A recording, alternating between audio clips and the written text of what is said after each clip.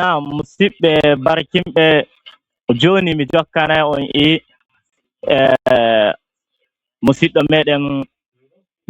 mo wuro TV Chakkol Huɓe inchallahu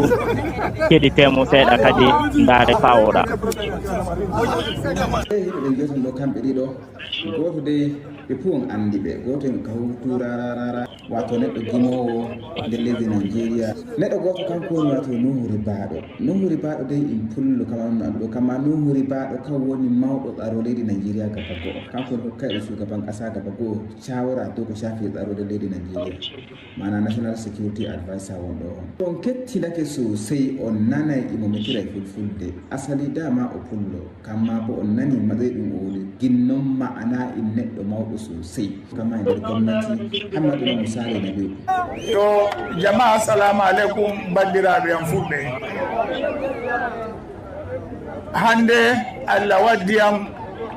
ha wasa Musale Nabiu o mo giɗon ɗo kanko ete wato Atiku Abubakar in neɗɗo mo siyasa kamma in neɗɗo mawɗo nder leydi Nigeria o sokka wala mafi yawa meɗe en andimo on nani de ɗo mo metira fulfulde ɗum holli cewa o pullo dama en andimo kamma o pullo kanko ma en jaw Musale tataɓo inchallah ɗo ɗo maɗa bayani ɗum yiɗi maɗa o neɗɗo tataɓo mo giyoton ko giɗon ɗo kanko woni wato govnajo Niger State joni haka kamma kanko ma imo nder himɓe gaɗayɓe taƙama cewa no fulɓe kanko ma ma'ana o pulloto nder amma kanko ma o gwamnajo ashe misaliji ɗo iya wala amma ɗi misaliji kañƴe tati maduno e gindarumɗi ko shakka wala en andi fulfulde wodi matsala nder leydi Nigeria ko ndoye wuttude to soɗɗoriɗa foka ko ɗo e ɓangare gappa goo haytanani fulde woyo sosai na seɗɗa ko tunane meɗen hollata en en godi mawɓe sosai nder siyasa e nder gwamnati alama sheɗe fuka en godi mawɓe mawɓe gonɗen nde fulfulde fu natti matsala jiyen ɓe metata ko ɓe ganna e meɗen kilama ɓe gatta ko ɓe to nder ko woni matsala what is the problem ɗum kanjum mi yenata hoore am kullum kamma kanjum mi andi duniya dama yenata ko e muɗɗen ko woni amsa ɗo hon har joni mi heɓa amsa ɗum meta tabbas kanjum woni amsa amma e wodi ko shakanaymi hoore am kilen kanjum woni amsa ɗo hon amma to na inno hon on mbawi mbiyoyan na inno hon